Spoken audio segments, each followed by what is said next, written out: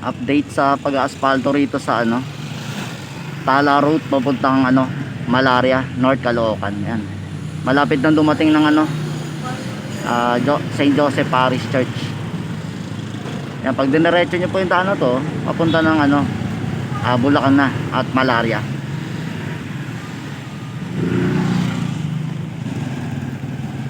Yan, bagong bago siya.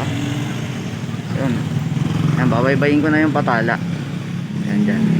Haba na nung asfalto pa lang niya ngayon. Kahapon maiksi lang eh, pero ngayon mahaba.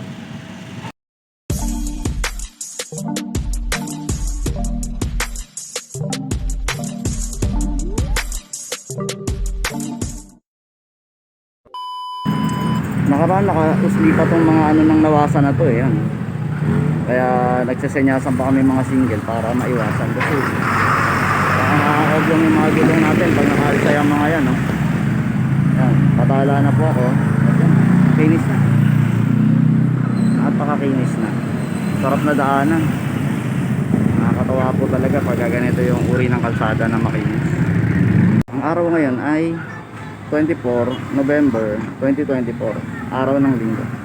Ayan, napakakinis na, oh. Tuloy-tuloy na yung dali ng ano, mga sakyan. Kaya sarap na talaga magpatakbo rito.